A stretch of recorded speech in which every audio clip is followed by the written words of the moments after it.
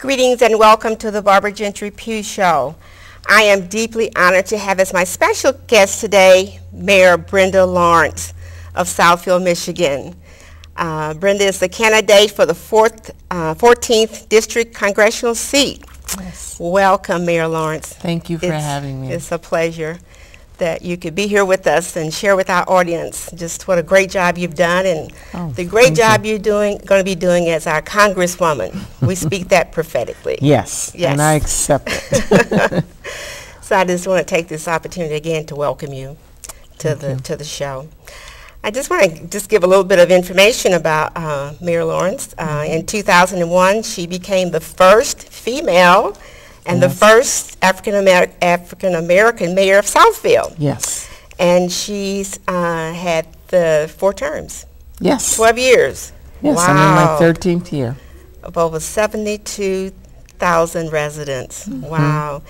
And under her leadership, Southfield has always remained economically stable and strong. So thank you for that. It's just been a blessing. Yes. And so this past Saturday, I had an opportunity to go down to Cobo and to the Women's Empowerment Expo. It was really, really a nice affair. Oh, it was very nice. I didn't know what to expect because it was the first time. I was just so impressed with the volume and the number of women who came out. And even the workshops, it was just packed. Yes. The workshop that you were at, I got a chance to squeeze in. It was, it was standing room all around the room. It was just a really wonderful workshop, Women Who Lead. And, and our mayor was right there in the center. And I just, I felt your passion. Thank you. I heard your strength as a leader as you talked. You take a stand on issues facing our community, our state and our nation. I heard your passion as a leader and a worker supporting job growth and educational opportunities. And I heard your passion as a wife of 42 years. Yes. Wow, that's a long time. Yes. Wow. Yeah, I saw that. You're high school sweetheart. Yes. And then I heard your passion as a mother and as a woman, fighting for the protection of women's rights, for equal pay and equal reproductive rights. Tell us a little bit more about how you, I heard you on Saturday, and I want our audience to hear the things that you had to say. It was a topic that I love to talk about, women who lead. I was on the panel with some amazing women, and we were all, the thing I liked is that there were very young women who hadn't started a family yet, who were single and really engaged in their business. There were some very seasoned women who were in corporate America. There were women who were entrepreneurs. But the thing that I'm very, very passionate about is, first of all, encouraging women to step into the role of leadership. So often we're doing the work, but we don't assume the role of leadership. And we wait for someone to ask us to step up instead of realizing and walk in the path that you have created. And that is very important to me. And for women to just really embrace their power and embrace their experience that life has given them and make a difference. And we have so many areas where there's a void. Congress is one. We only have 17% of Congress is represented by women, and we're 52% of the population. And so there's a lot of women that just don't want to go into politics because it's not pretty. It's hard. You publicly are exposed, and that's not comfortable. It's extremely time-consuming. I gave the example of when we had that power outage in this region, and many of you remember that, and everything went dark. Most women ran home to be with their family, make sure everything was right. I had to leave my home and go to City Hall to take care of the city. And so that's just a kind of example.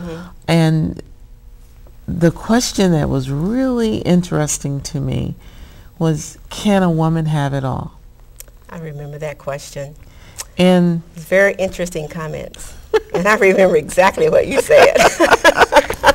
I'm not going to repeat that today. Okay. However, it's hard to say that because we kind of summed it up. I think all the women said at different times. At different times, right. You know, your priorities shift.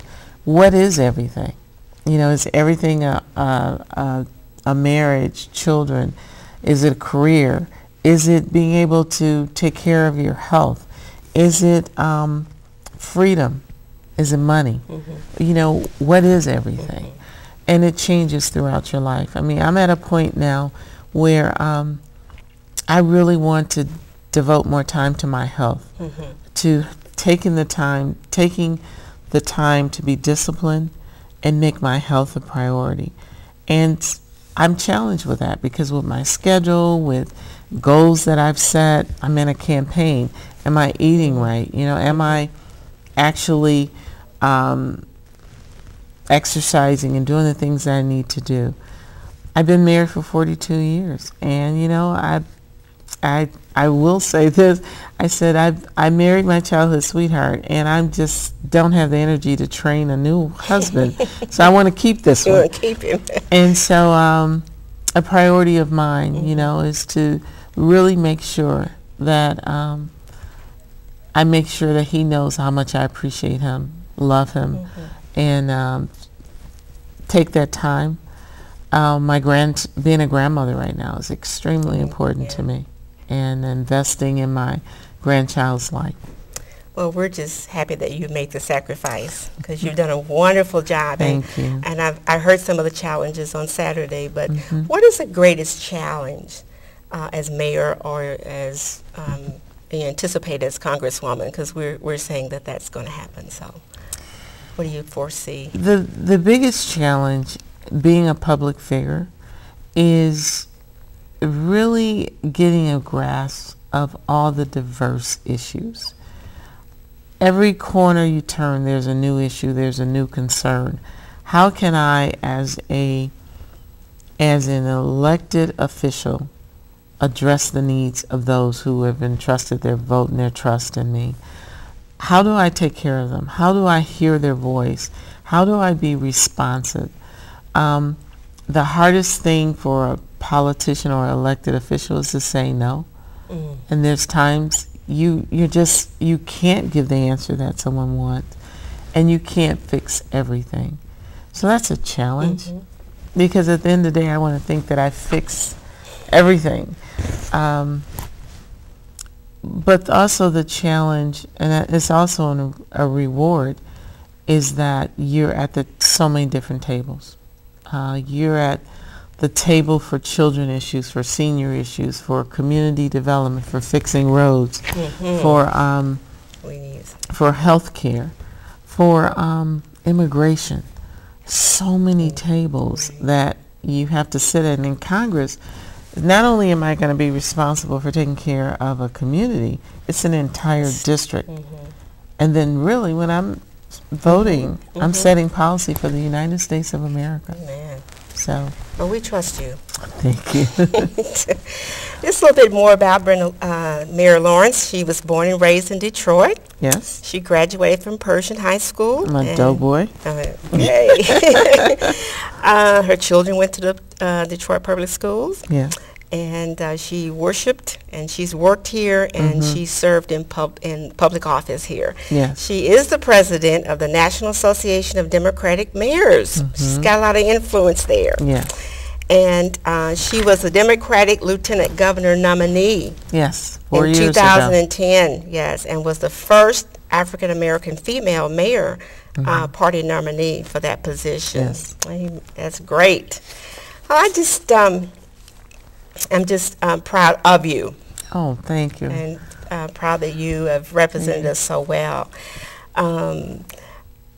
Just on a little personal note, when my husband and I moved to Southfield, or we actually bought a house in Southfield and got married,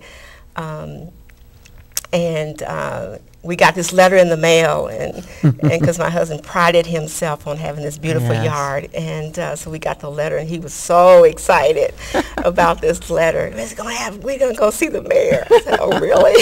So And that was my first time actually being up close and personal with you. And I just saw your passion for community and your love for the city of Southfield and all the work that you had done. So, and I just want to say, you know, public service, people like to lump politics and say it's a corrupt career. Politicians, you can't trust them. I hope I give people a different view. I really am honored to serve. I try really hard to take care of my constituents. Things like community pride and actually recognizing those who take care of their property, which makes our city beautiful. It's the little things, the big things everybody sees and they know what you do, but it's those little things that you do. Being invited to a centennial birthday, and I'm going to their home and having cake and coffee with her, to go to a elementary school and read to the children. It's little things you do like that. The big things you know you have to do, but that part of it just makes the service just so, it's so fulfilling. You seem to enjoy it as much as we did. So we still have that picture we took with you. We've sort of touched on it, but there's so many issues facing our nation today. Yes. Healthcare, immigration, we've mentioned that, and the government providing money for small businesses. And one of the things that really is a concern of mine is the current gun laws. Yes. And I know last March you joined the Mayors Against Legal Guns, a group of 30 mayors from across the country. Yeah. As Congresswoman, I said Congresswoman, Yes. how will you approach this problem and others when you get to Congress? So one of the things that I feel that sets me apart from everyone else who's running for Congress is the fact that I have experience. I have the experience of those issues that are really important to the people, because I'm on the ground level. I'm taking care of those issues and addressing them every day. I know the challenges that we're having. So one is gun control. I stepped up and joined a group of mayors and established Mayors Against Illegal Guns. Now, I had a 30-year career in the United States Postal Service. And when there was this shooting in Dearborn, I was dispatched as an HR team. There were bodies still in the building. I'm trying to figure out who's accounted for and who wasn't, dealing with family members. The police were in the building. I've been called to the hospital bed of one of my police officers who was shot by a person trying to do suicide by police. So when you talk about gun control and gun violence, it's not a conceptual thing. I get the phone call every time there's a shooting in the city and my heart stops and, oh my goodness, I hope no one's dead. And we in America kill more people with gun violence than some country kill who are engaged in war. We must get a handle on gun control.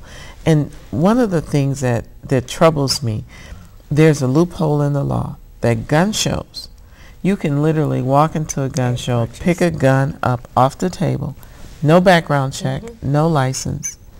And just think about that. Women, we are the highest victim of domestic violence. So I can file a restraining order against one. They can literally go to a gun show, pick the gun up, and walk out with no background check. They can be a felon. Mental illness has been the driving thing about mass murders. But if you were going through the background check, all those things were. We have the right to own guns. As an American, I have the right to own guns and be a gun owner. But with gun ownership comes responsibility, and we need to tighten those. And so I've led the way. I've walked the halls with Republican and Democratic mayors saying we must do a better job in America. And it seemed like the last couple of years we've had just so many. In our schools and our college campuses. You know, no child should go to school and be a victim like that. Should. Your record really speaks for itself. You've been a great mayor for the city of Southfield for 4 terms. And you have experience in government. You've balanced the budget. Yes, You've I'm created very proud of jobs. that. Amen. So what additional experience and qualities when you become our Congresswoman will you bring to the table? I have been blessed to be the mayor of one of the largest business addresses in the state of Michigan. And so international businesses, so economic development has been something that I've lived every day.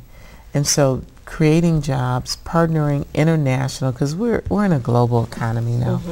And so international relationships, I've been able to travel as a request of the government to Saudi Arabia, to Azerbaijan, to Turkey, to Israel, to Jamaica, to Japan.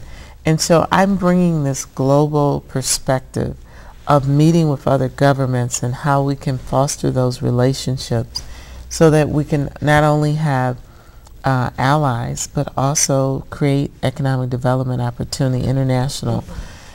Also, the other thing that I'm real excited about is being at the table, and we talked a little bit about this, about talking about rights of women.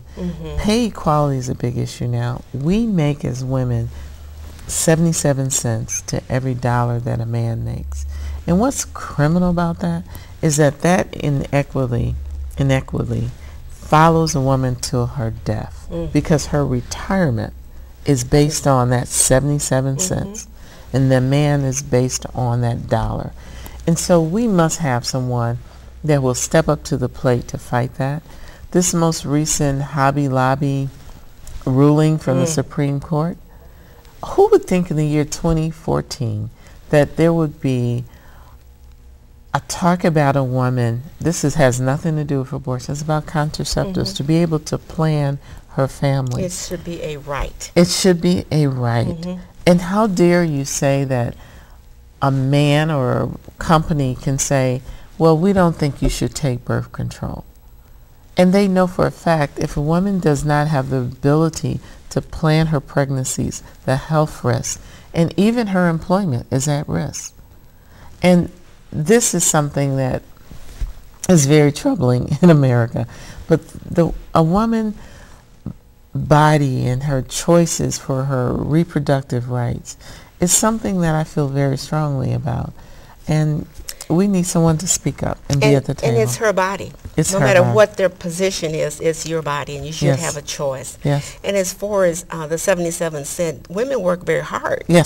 Very hard. And also we have a lot of single head of households. Head of households. They need to make as much money. At least equal. At least equal. At least equal. That's absolutely. Well, I've just really gotten to know so much about you. Thank you. We've got some questions from the audience. Okay. It says, what can be done about the conditions of our roads without overtaxing the people? What can be done? I have some in my street. I just want to scream. I will tell you here locally, when our property values, when we had all those foreclosures, our property values plummeted. We lost about 40% of our property values. If you're a homeowner, you know that your value of your home went down. Well, when your value of your home went down, your taxes went down. So we received less taxes. And that I know in Southfield, we did everything we could to stay afloat, to stay vibrant, to keep our police on the street, to pick up the garbage, to do those essential things. So roads were put on the back burner. So now we're faced now with this massive road deterioration, potholes. What happened on Greenfield Road, I can't even explain it. That road, we call it a failure. The road failed, the cement failed. So we're now, thank goodness, we are working on that road now. It's much better. And we are repairing it. However, what we need to do on a federal level is invest in the infrastructure of our country. It has to be a continuous maintenance and reinvestment in roads, infrastructure. Now, I will tell you a pet peeve of mine, and this is something I'm going to fight for in Congress. Right now, we're sending billions of dollars to Afghanistan and these other countries to rebuild them. and you're telling me every year when we do the budgets, we don't have enough money for the roads. We need to, you know that saying when you're on the plane, put the mask on yourself first before you help others? We need to have a concerted effort to invest in the United States of America, take care of home first. And yes, do we need to do some diplomacy and assistance to other countries, but not at the demise of our country. And it's billions. It's billions. Billions going on. And that billions could take care of what we have here at home. And we need to do that. We need to take care of home first. Yes. Yes. Another question from my audience. Why do you oppose the emergency manager idea for the city of Detroit? I oppose the concept for the state of Michigan because what it does, it takes away the ability of home rule. Home rule is I as a citizen can vote for the person that I want to be the gatekeeper of my taxes, policies in my city, and I can hold them accountable. Because if I don't like what they're doing, I can vote them out of office. And also, they are accountable to me. They have to hear me, and they have to answer my concerns. An emergency manager, they do not have to listen to you. They do not have to have public forums, and you didn't put them there. And so it's almost like you're disenfranchising an entire city. Do we need to do something when the tax dollars of a city is not being allocated in a format that would be conducive for the survival of that city? Absolutely. But why do you take away the rights of those people who are in that city, who's paying the salaries? There's so many things I just think is just deplorable. Emergency managers can get any range of salary, and there's no accountability from the elected population. However, salaries are regulated by the voters in every municipality because of the tax dollars. When you talk about selling off access, selling off property and different things in Pontiac, they put everything up for sale, including the Parks and Rec buildings, including City Hall. I mean, it was unbelievable. Parks. They did in Benton Harbor. Okay, we're going to sell this park. Wait a minute, that's a neighborhood park. That's all we have. Who are you selling it to? And what are they going to do with it? In a normal democracy, the people who pay the taxes have the right to ask those questions and challenge their elected officials and tell them, no, we don't want that because this is our neighborhood. All that's stripped away. It's wrong. It is wrong. It's they wrong. don't even have a choice. No. A voice. Yes. And I know that you have stood for everyone to have a voice. Yes. And be able to respond to that. Yes. I think we have one other question from our audience. What would be your strategy for the growth and for job growth and attracting business into the Detroit metro area? One of the things, and well, this is one of my priorities for Congress, is education. In Germany, when a child graduates from high school, they have two choices. They have a vocational school or they have four-year college. And both are considered honorable paths to careers. In America now, you can have a child that is seeking a four-year degree in humanities at a university. You can have a child become a licensed plumber. That child that chose to become a licensed plumber, employment opportunities are greater. The opportunity to become an entrepreneur is amazingly available, where they can open up a business and hire other people. And their salaries that they can get, or flexibility in moving around, is extremely high. We need to embrace vocational education as a way to build our economy and create jobs. Every single automotive dealer right now has a sign up in my city, auto mechanic needed. So you talk about unemployment. So it's education is the key to fight poverty, to stop the growth in these prisons, because when a person is educated, they are not likely to choose a criminal route.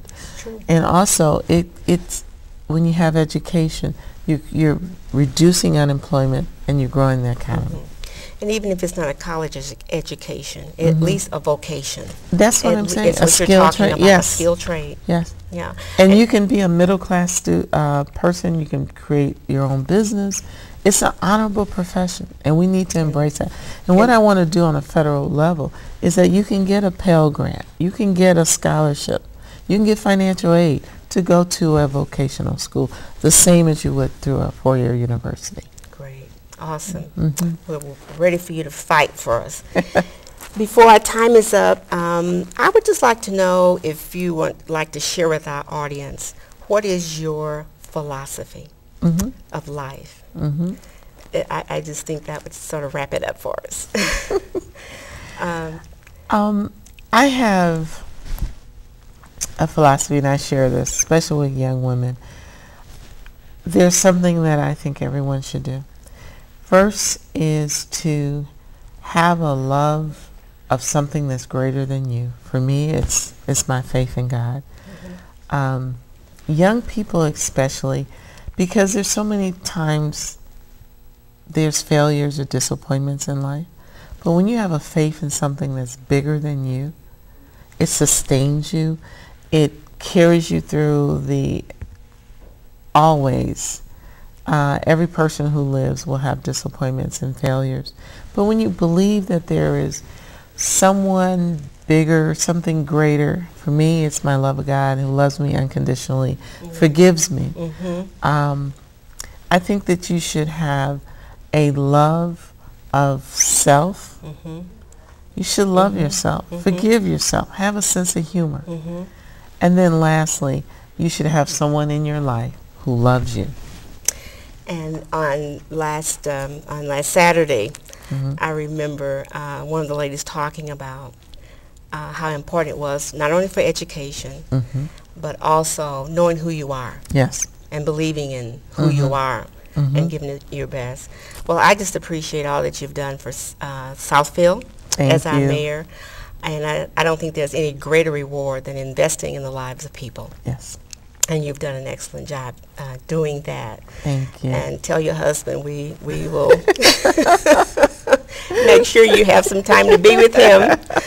And if you would just want to tell our audience how they can get in touch with you and all about the upcoming election for your future position as Congresswoman. Yes. Please go to brendalawrence.com. Our website is there. All our information is there. You can call the office at 248-262-7502. Okay. And you're on Facebook. You're high tech. You're on Facebook. And you're on Twitter. Yes. So again, it's brendalawrence.com, the website. We need volunteers for Election Day. We need people walking doors, making phone calls. We also need people who will vote. And I can't leave this program without saying, please, the election is August the 5th. I am humbly asking, based on my experience and based on my record, look at my record, I want to continue to serve, and I want to serve you as your Congresswoman. And I humbly ask for your vote. But most of all, make your voice heard. August 5th. Brenda Lawrence for Congress. Thank you so much for taking time out of your busy schedule. And as we were talking before the show, I can imagine your schedule from a moment to moment, day by day. Yes. But we appreciate you. Oh, I appreciate you. Thank you so much. I look forward to seeing you in Congress. Okay, thank you. Thank you. This has been the Barbara Gentry-Pugh Show, and we will see you on next time.